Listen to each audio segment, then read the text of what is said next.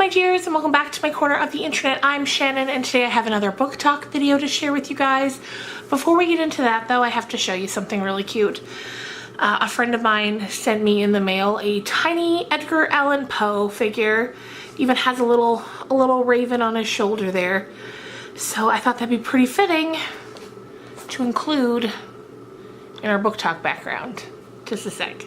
Okay, Poe's ready. I'm ready. Hopefully you're ready. Today we're talking about Coming Home by Annabel Kantaria, and this book is a bit of a mystery. It's really readable. You're able to get through it quickly because it's one of those books, you know, you don't want to put it down because you can't wait to see what comes next. I do have a couple of things that I didn't love about it, which I'll save till the end, but they're nothing major, and I did overall enjoy the book. So let's get into the bones of it.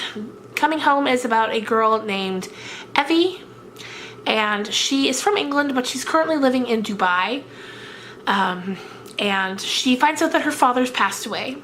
So she quickly has to pack everything up and head back home to the place where she grew up to help her mom kind of get everything in order, get ready for the funeral, etc. You know, the things you'd have to do. As all this is getting ready to go on, we learn that Evie used to have a brother named Graham, who died when he was 10 and she was about 8. It was an accident. He had been out bike riding with their dad, and he, I think, got hit by a car and he passed away. So, you know, nothing nefarious there, just an accident. But as you would imagine, her dad carried that guilt with him for the rest of his life. You know, the fact that he was the parent that was there and he hadn't been able to protect. And what made matters even worse was that Evie's mom really blamed him as well and sort of carried that resentment around for the rest of his life as well. So she goes home. She's having a lot of flashbacks to Graham because, of course, you know, a new loss will often bring about thoughts of past losses. And she also remembers that during that time, her mom had a bit of a breakdown, as you would. I mean, I can't imagine what it would be like to lose a child. I can't imagine. So she has a bit of a breakdown. Like, she ends up in the hospital breakdown.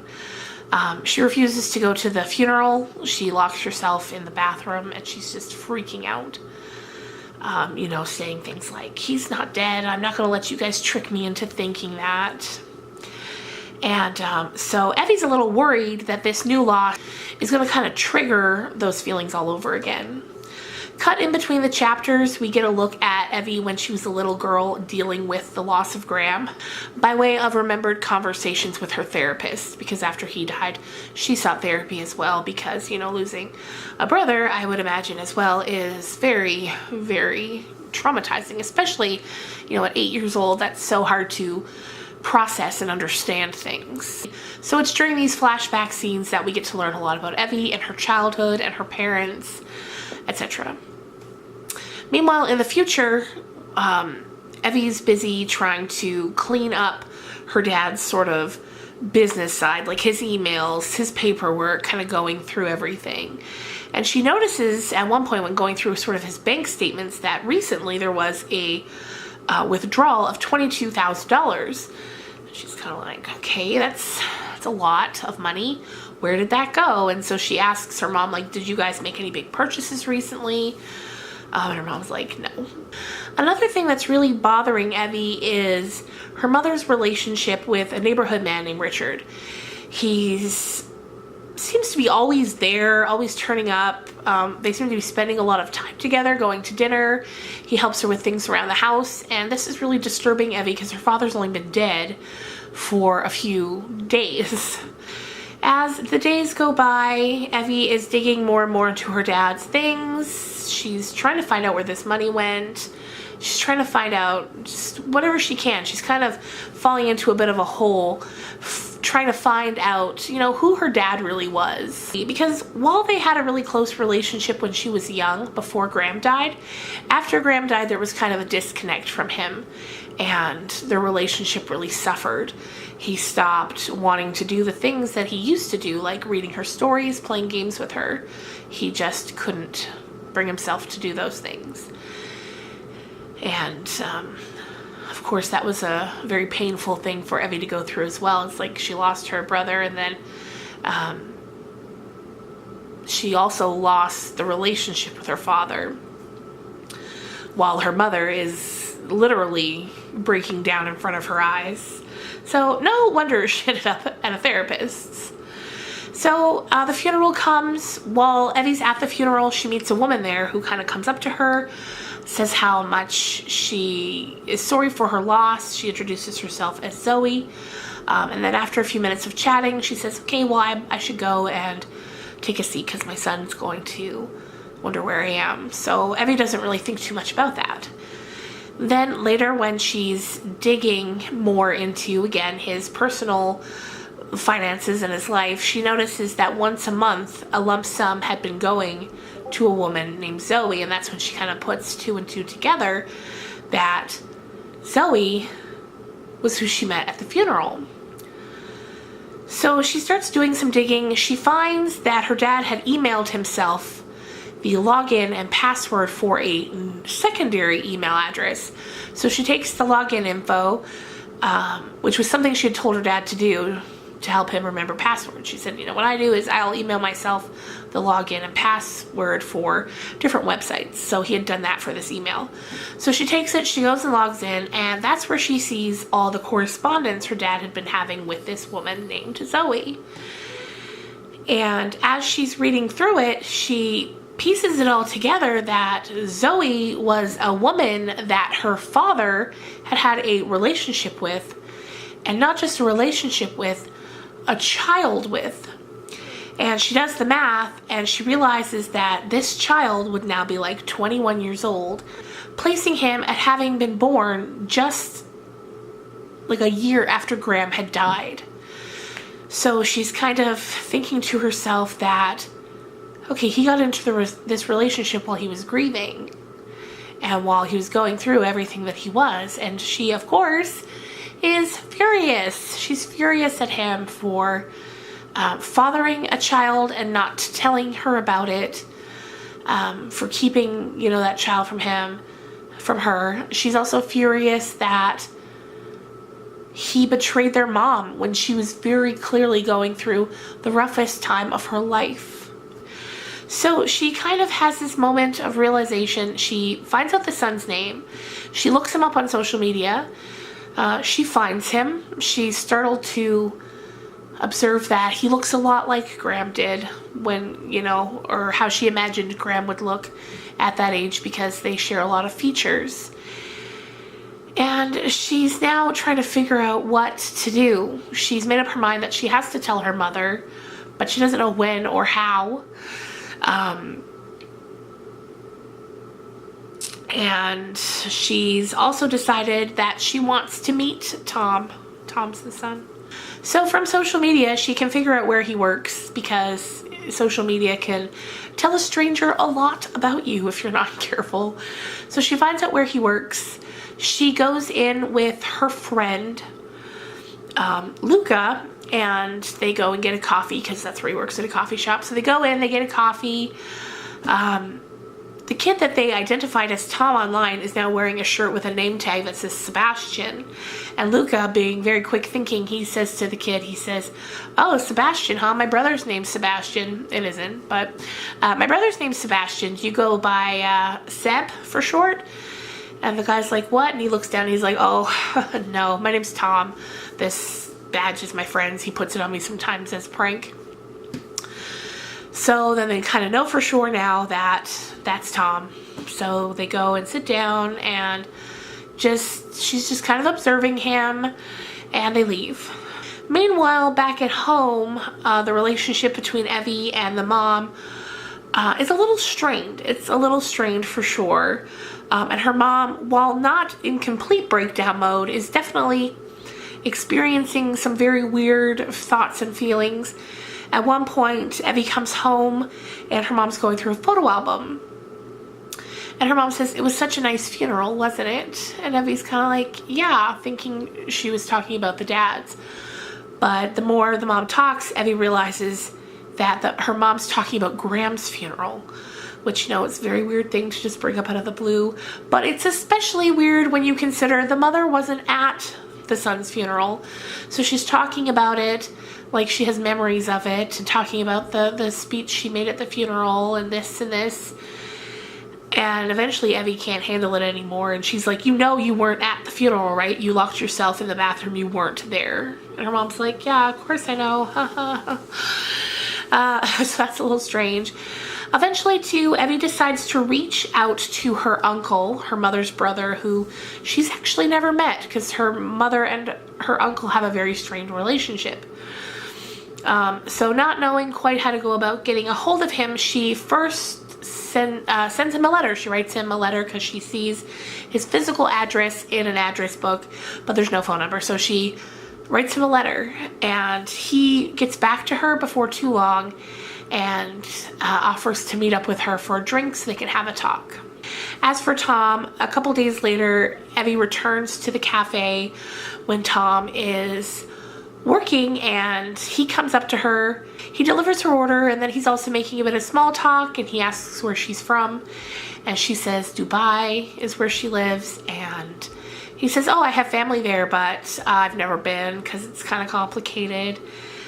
And he's looking at her, and she's looking at him, and she gets the idea that he knows who she is, and she goes so far as to ask him, like, you know, don't you? And he says, I had a good idea. So, for anyone who doesn't want any spoilers, I'm going to stop there, because if I tell you anything else, because if I say any more, you'll know all the spoilers. So I will end that there for those of you who don't want the spoilers. So thank you for watching. I hope you enjoy this book if you do read it. For those of you who do want the spoilers, let's get into it. So Tom and Evie decide that they're going to meet up, kind of have a chat, get to know each other a little bit. In the time between then, Evie every day sends him an email. She thinks that it would be great if he could get to know her a little bit more. So she sends him emails telling him about her childhood, telling him about her dad, because at this point she just thinks that, you know, her dad had a one-night stand or maybe a short relationship with this Zoe woman. And he's not really writing back. He's anything of length. He's just kind of writing back like, oh, thanks for the info. Can't wait to hang out. And she's kind of like, okay, like, I get it. That's a lot to process. Eventually she hears back from her uncle. Oh, I already said that. Yeah, she hears back from her uncle, and she goes to meet him at the bar to have a drink. So they're having a drink, and the uncle's kind of like, you know, if you ever need anything, I'm here to help you. Thank you for telling me about your dad. And so he kind of asks what happened with the dad, and she's like, he just kind of died in his sleep. He hadn't been sick at all, but they assume it was a heart attack. And the guy's like, oh, okay. And she's like, what? And he's like, oh, he just died in his sleep, huh? She's like, yeah. He's like, He's like, your mom kind of has a history of weirdness. And she's like, what do you mean? And he's like, well, did you notice one of my eyes is false? It's a fake eye. And she's like, well, yeah, you know, I noticed. And he said, yeah, it was weird. When we were kids, one time we were outside and we were playing with, like, the ball game where you throw things at a thing. I don't know. And I went up to get the ball, and your mother had a ball ready to throw. And she claims it was an accident, but she threw it and it took my eye out. She was like, oh, that's weird. And then, he said too, your grandfather died under kind of mysterious circumstances, in his sleep, and they found out when they sort of did an autopsy afterwards that he had been poisoned with arsenic. But they found the bottle of arsenic in his closet, so they always just kind of assumed he did it to himself. But we never quite thought that. That never sat right with us, especially because your mom was always complaining about having to take care of him. So Eddie's like, oh, so you think she took your eye out on purpose and killed her own father? And the uncle's like, Yep, I sure do. So they leave, and again, the uncle says, you know, if you need anything, if you're ever in need of help, you can get in touch with me. So Evie goes home and she's like,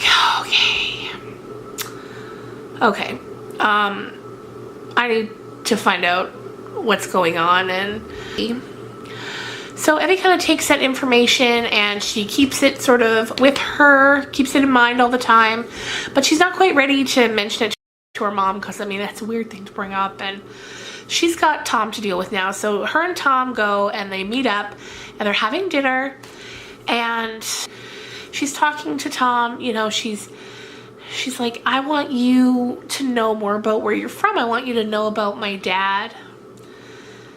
And he says, that's really nice of you, Evie, but here's the thing about Dad. And she's kind of taken aback at first because she's like, why is he calling him Dad? That's a weird thing to call like somebody you've never met. And he's like, here's the thing, I knew Dad too. He would come and spend every weekend with us. And Evie's like, he was away for work on the weekends. And Tom's like, no, he wasn't. He'd come on Friday afternoon and he'd leave on Sunday morning. And so Evie was like, you knew the whole time that he had a second family? And Tom says, well, no, I didn't find out until I was 16, and I was really upset, you know, when I learned it, but I've had a lot of time to process it. And so we just kind of made the best out of a bad situation. And Evie loses it. She freaks out, she leaves. And she's very shook at this point, as you would be if you found out that your father had a whole second family. It's a lot. So eventually her and Tom kind of make peace with it. You know, she reminds herself he has nothing to do with the weirdness. Like, he was a child. He is just a person doing the best he can. I shouldn't be mad at him for, you know, the sins of my father. So her and Tom eventually make peace. They start to build a bit of a relationship, and the book ends. That plot line of the book ends just kind of with a niceness, knowing that they will probably continue to have a relationship.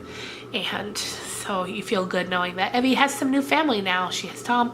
She's gotten to know Zoe as well. So that is all good. In getting to know Zoe, you know, Evie at first was very upset, and she's kind of like, how could you carry on a, you know, 2 decades long relationship with a married man? And she said, you know, I get it. It sounds gross. She said, but first of all, your dad was scared to leave your mom because she was so unhinged, and he had heard the rumors about what had happened to her father and her brother, and he was scared to leave her.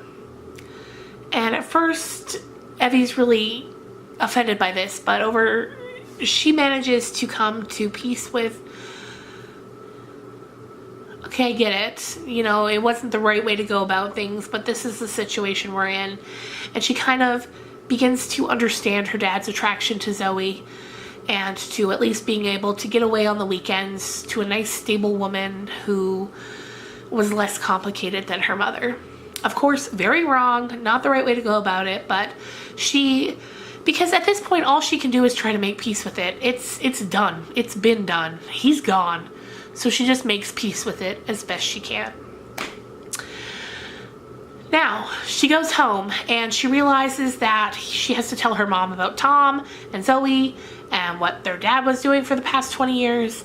She goes to her, you know, she's got her fingers crossed that this isn't going to throw her mother over the edge. And so she tells her, and her mom's like, honey, I know. Of course I know. I know about the child. I know about the woman. I know what your father had been doing for many years. And Evie's kind of like, okay. She's very confused. Like, everything, her whole life, her whole childhood, everything that she knew, like, in her mind is now just crumbling apart. Like, who are all these people? What do they do with my actual family? She can't wrap her mind around it. And then all of a sudden she gets this pit in her stomach where she's like, oh my God, my dad died in his sleep. Maybe my mother killed him, because she was sick of this, putting up with this whole second family business. So she straight up asks her, like, did you kill him because of this?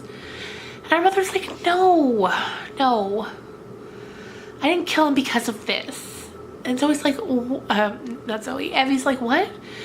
And she's like, here's what you don't know, honey. Your father was sick. He had gone to the doctor to get some tests done on his prostate, and we were waiting to hear the results. And we had a pact that if worse came to worse, he didn't want to suffer. He didn't want to spend his last months on chemotherapy. So I told him that I would help him end his life if it came to that. Evie's like, excuse me?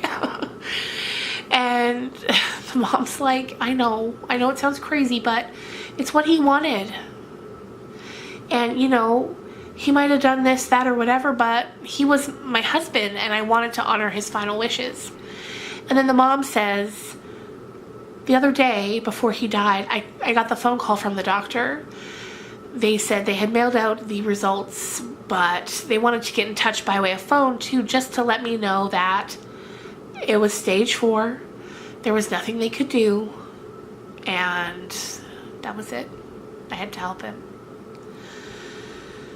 So Evie's like, okay, so he took your word for it before seeing a doctor? And she's like, yes. I mean, why would I lie? I loved him.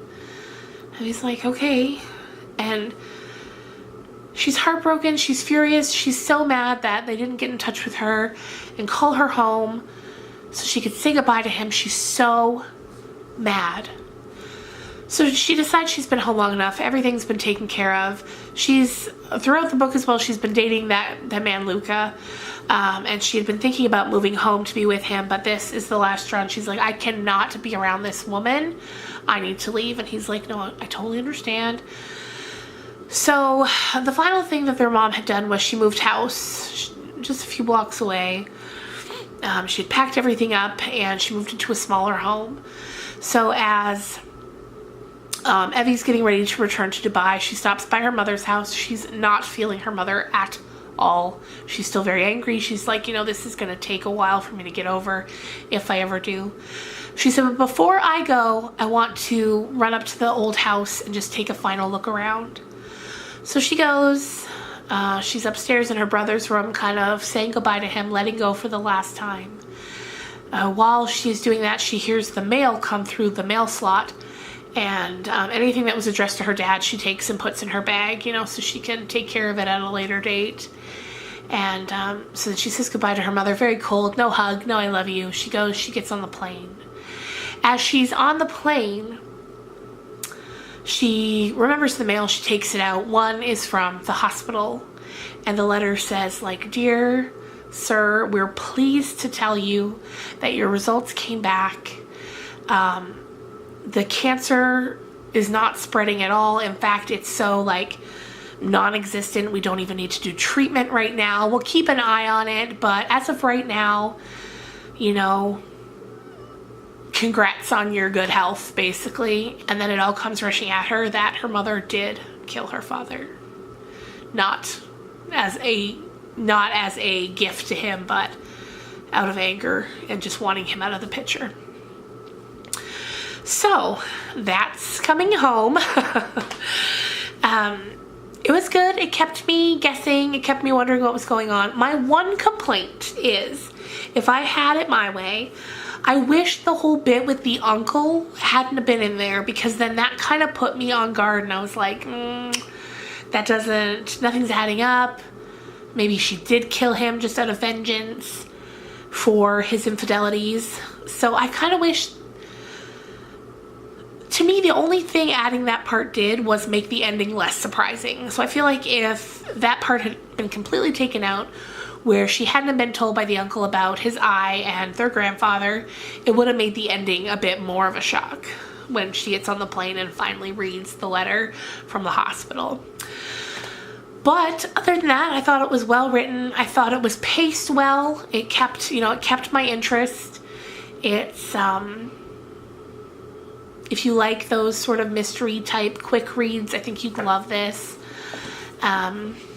Lovely cover as well. It says, the darker the secrets, the closer they lie. So there you go, you guys. Those are my thoughts on Coming Home. I hope you enjoyed this video. If you did, I hope you'll give it a thumbs up and consider subscribing. That would help me a huge amount, and I would absolutely love it. I hope you have a great weekend, and I will see you guys on Monday. Bye.